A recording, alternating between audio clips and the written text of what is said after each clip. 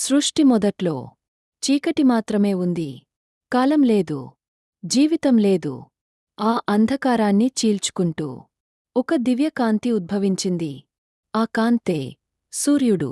జగత్తుకు ప్రాణం పోసిన మహాశక్తి సూర్యుడి జననం కాశ్యప మహర్షి మరియుందితి దేవి కుమారుడిగా సూర్యుడు అవతరించాడు. ఆయనను వివస్వాన్, ఆదిత్యుడు, భాస్కరుడు, మిత్రుడు అనే అనేక నామాలతో పిలుస్తారు. ఆయన కాంతి పడకపోతే భూమి జీవించదు, విత్తనం మొలకెత్తదు, మనిషి శ్వాస కూడా నిలిచిపోతుంది. సూర్యుని రథం. కాలానికి ప్రతీక సూర్యుడు ప్రతిరోజు 7 గుర్రాలతో కూడిన రథంపై ఆకాశంలో ప్రయాణిస్తాడు. 7 గుర్రాలు వారంలో 7 రోజులు లేదా 7 రంగుల కాంతి రథసారథి అరుణుడు. అరుణోదయానికి ప్రతీకిది కాలం ఆగకుండా సాగుతుందనే సంకేతం. సూర్య నమస్కారం.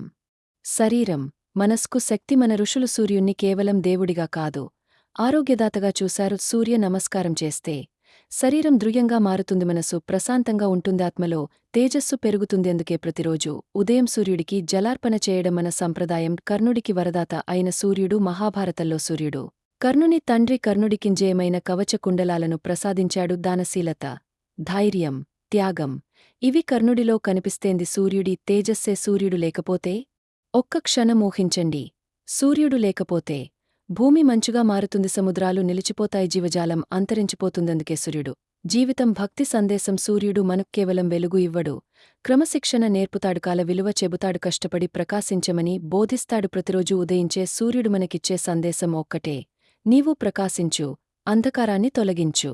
ఈ వీడియో మీకు నచ్చితే లైక్ చేయండి, షేర్ చేయండి. ఇలాంటి పురాణ కథల కోసం మా ఛానల్ను సబ్స్క్రైబ్ చేయండి. జయ సూర్యదేవా.